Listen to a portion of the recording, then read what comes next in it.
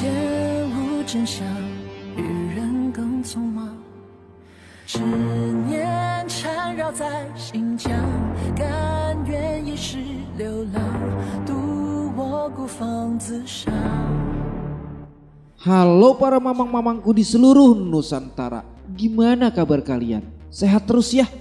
Untuk menyambung chapter 87 sebelumnya, kita masih dibuat pusing nih karena Roh Darah Bumi menyebut nama Taesang Laojun di akhir video saat Roh Darah Bumi terkena serangan dari Raja Rahu. Sebetulnya ada apa sih di balik Raja Rahu? Atau di dalam tubuh Raja Rahu ada Taesang Laojun kali ya?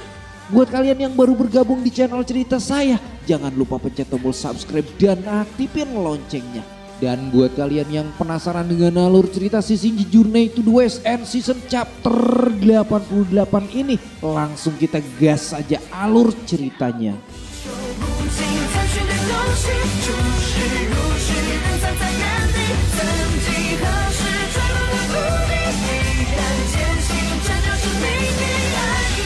Di chapter 88 kali ini cerita pun diawali dengan membawa kita ke Dewa Agung Tianyi dulu nih. Di sini Dewa Agung Tianyi benar-benar merasakan sedih. Semua darah telah berceceran di mana-mana. Air mata terus keluar melihat anak dan istrinya terbunuh. Di masa lalu dirinya telah meremehkan makhluk hidup. Dirinya tidak tahu tentang semua makhluk hidup. Sampai dirinya bereinkarnasi menjadi manusia. Berharap dirinya bisa mengerti apa itu arti cinta dan kasih sayang. Tapi dirinya tidak menemukan apapun dari arti kehidupan yang telah dijalaninya.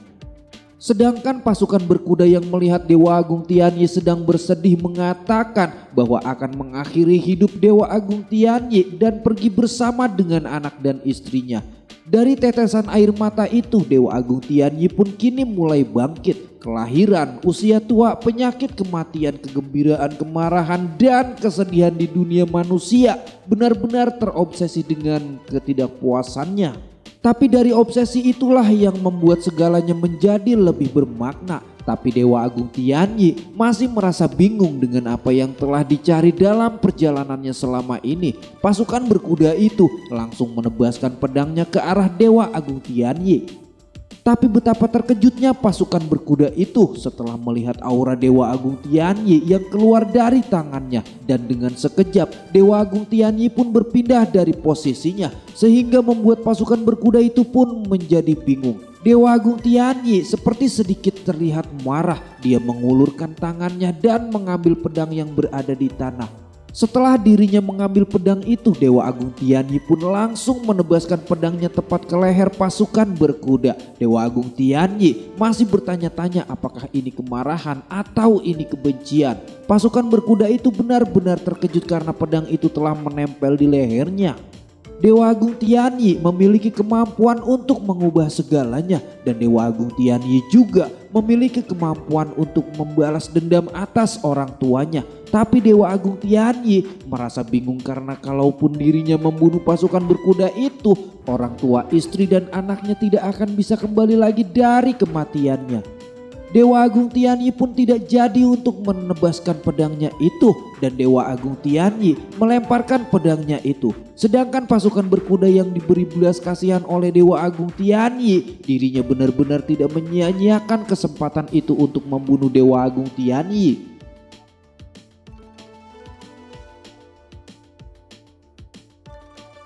Pasukan berkuda itu mengatakan bahwa dirinya akan mengirim Dewa Agung Tianyi ke neraka menemui anak dan istrinya. Tapi tanpa bergerak sedikit pun Dewa Agung Tianyi mampu menghindari serangan dari bos pasukan berkuda itu. Sedangkan para prajurit berkuda yang lainnya, karena mereka melihat bosnya telah terjatuh, mereka semua mendekati ketua pasukan berkuda itu sambil menunjuk ke arah Dewa Agung Tianyi. Ketua pasukan berkuda itu mengatakan bahwa Dewa Agung Tianyi adalah iblis. Karena Dewa Agung Tianyi bisa tahu cara menggunakan sihir. Ketua pasukan berkuda itu juga mengatakan bahwa dirinya benar-benar ingin memotong Dewa Agung Tianyi. Sedangkan para prajurit berkuda yang lainnya berusaha untuk membunuh Dewa Agung Tianyi. Krak!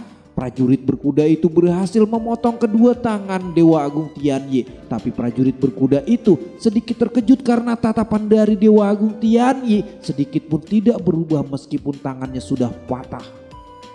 Para prajurit berkuda itu menginginkan Dewa Agung Tianyi mati. Setelah itu mereka pun pergi.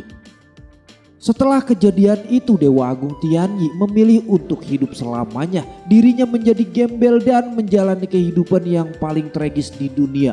Dewa Agung Tianyi mencoba untuk melupakan semua yang telah dialaminya. Ternyata perkataan saya di chapter sebelumnya telah terjadi ya.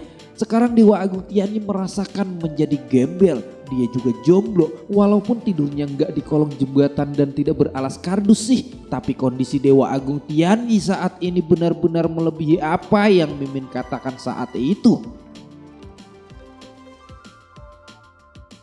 Next, kini Dewa Agung Tianyi akan mencoba untuk melupakan rasanya jatuh cinta, keinginan, dan menjalani roda hidup dan kematian. Tapi setelah bertahun-tahun, dirinya tetap tidak bisa melupakan semua itu. Kehilangan kasih sayang, cinta, dan kesedihan. Dirinya mengingat saat masih bersama orang tuanya, anak dan istrinya, dan juga obsesinya. Dewa Agung Tianyi paham bahwa semua hal dan fenomena itu adalah relatif.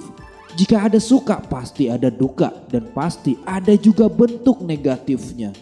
Dewa Agung Tianyi yakin semua obsesi akan menimbulkan makna hidup dan kita akan dialihkan ke capung terbang ke atas langit surga 34. Setelah kejadian itu Dewa Agung Tianyi telah kembali ke surga 34 lagi. Namun karena obsesinya dengan dunia membagi dirinya menjadi dua, yaitu Taoist Yiguan dan Tianren. Mereka berdua terus-menerus bertarung di surga 34, membuang-buang waktunya. Sampai pada akhirnya dirinya mendapat kunjungan yang tidak terduga dari Gautama dan Guanyin. Dan kemudian dirinya akan merubah segalanya. Mendengar cerita dan dari kata terakhir Dewa Agung Tianyi, Gautama dan Guanyin merasa kebingungan. Sama seperti Mimin sih. Dewa Agung Tianyi mengatakan dan kemudian dirinya akan merubah segalanya. Apakah Dewa Agung Tianyi, Gautama dan Guanyin akan berangkat juga ke hutan labirin? Masih menjadi tanda tanya ya untuk kita. Dan Shin pun akan berpindah ke pertarungan Raja Rahu dengan roh darah bumi. Kalian pasti udah gak sabar ya untuk melihat keseruan di hutan labirin.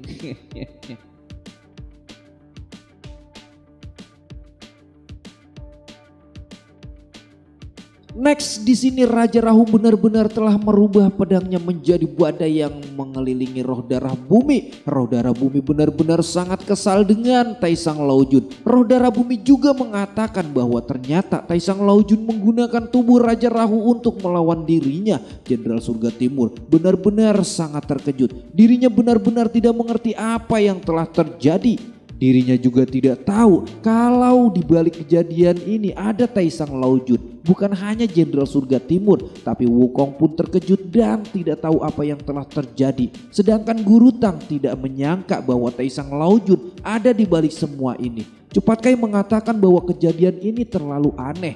Dia adalah Raja Rahu, tapi mengapa dia dikatakan sebagai Taisang Laojun? Karena memang itu tidak biasa dilakukan oleh Taisang Laojun dan Cepat Kai di sini meminta izin untuk ikut bergabung bertarung bersama Raja Rahu. Sedangkan Raja Rahu yang tadinya memutar pedang iblisnya bagaikan badai, kini telah menangkap pedangnya itu. Raja Rahu pun langsung menebaskan pedang iblisnya itu ke arah roh darah bumi. Push! Serangan itu benar-benar membuat roh darah bumi terpental. Tapi meskipun begitu, serangan dari Raja Rahu belum cukup untuk bisa menjatuhkan roh darah bumi. Roh darah bumi mengatakan bahwa tanpa diduga dengan berani, Taisang Laojun telah menggunakan tubuh orang lain untuk melawan dirinya.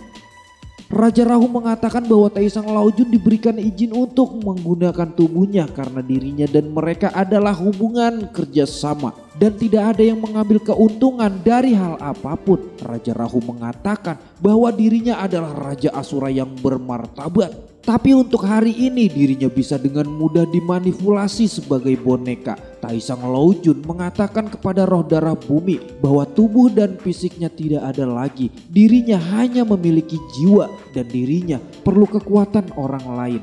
Dan secara kebetulan Taisang Laojun telah menemukan tubuh terkuat yang pernah ditemukannya. Dan dirinya dengan Raja Rahu langsung sinkron. Mendengar perkataan itu, Jenderal Surga Timur benar-benar sangat terkejut. Jenderal Surga Timur juga mengatakan dalam hatinya, apakah benar bahwa Raja Rahu adalah tubuh terkuat? Sedangkan roh darah bumi meremehkan semua itu karena menurutnya bahwa Taesang Laojun hanya berada di sarang tikus. Berbeda dengan Guru Tang benar-benar tidak menyangka bahwa ternyata tubuh Taesang Laojun juga telah menyerah dan hanya tersisa jiwanya. Sedangkan Wukong telah merasakan bahwa jiwanya telah kembali, tapi dirinya masih belum tahu di manakah jiwanya itu. Dan dari gambar ini kita bisa melihat bahwa jiwa Wukong berada sangat dekat dengan dirinya. Apakah jiwa Wukong juga berada di dalam jantung bumi? Coba deh kalian pahamin.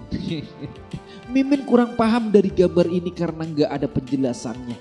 Next, dengan yakin roh darah bumi mengatakan bahwa dirinya tidak peduli dengan trik apa yang telah dimainkan oleh Taesang Laojun ataupun pertualangan apapun yang Taesang Laojun miliki sebelumnya.